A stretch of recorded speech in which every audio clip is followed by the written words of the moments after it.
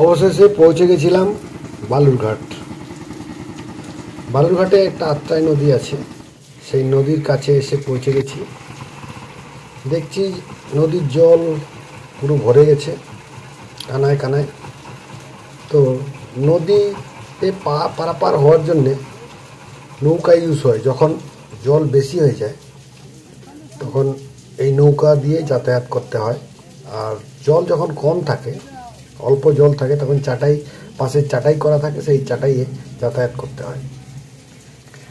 কালকেপুরে একটা স্কুল আছে, সেখানে ছাত্রীরাও ওই চাটাই বা নৌকায় যাতায়াত করে। জল ভরে থাকলে নৌকা, আর জল কম থাকলে চাটাই যাতায়াত করে। আমিও হঠাৎ হাজির। কালকেপুরে একটা মাঠ আছে, মাঠটা অনেকটাই বড়।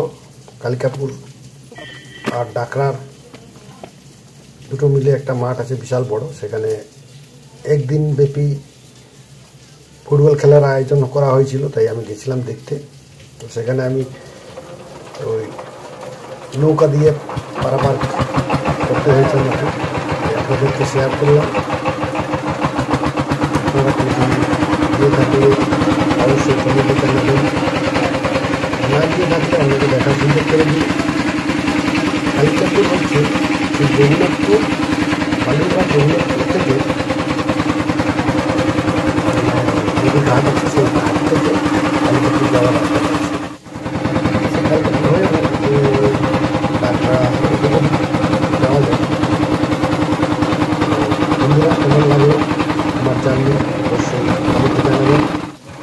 সবাই ভালো থাকবেন, সুস্থ থাকবেন, আর সবসময় সেফটি নিজের বজায় রাখবেন। দেখুন কত সুন্দরভাবে পারাপার করলাম। ভালো লাগলে অবশ্যই পাশে থাকবেন। সবাইকে ধন্যবাদ।